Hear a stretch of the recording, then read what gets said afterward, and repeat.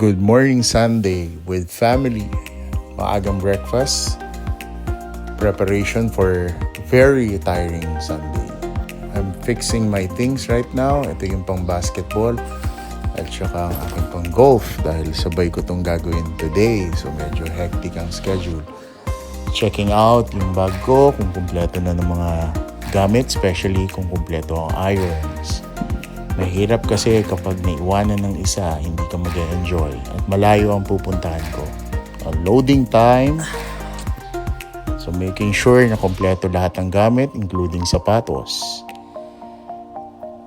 Ayan, so maaga pa ngayon, around 8 a.m. So saktong-sakto to sa 9 o'clock na game ko ng basketball sa Cubao.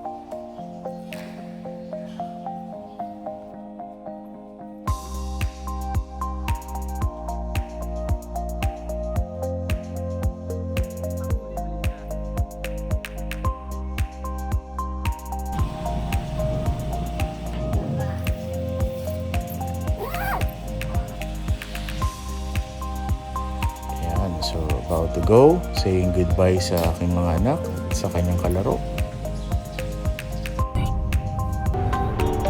Bound to Cubao na tayo from Marcos Highway.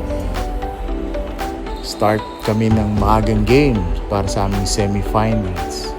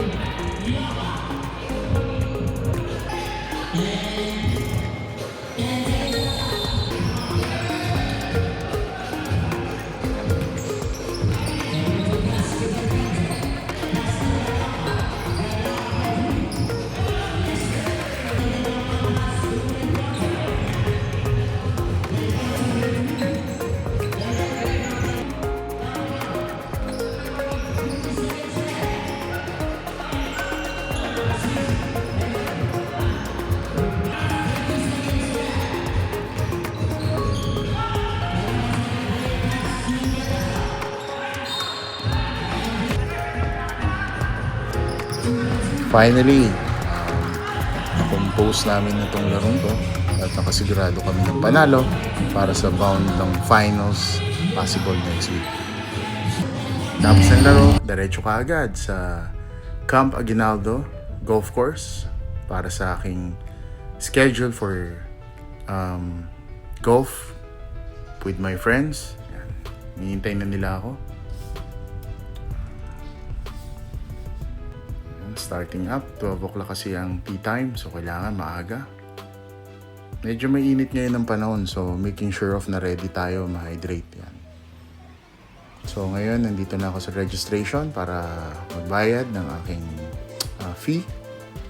Tapos pipila na tayo syempre para sa oras ng ating pagpalo.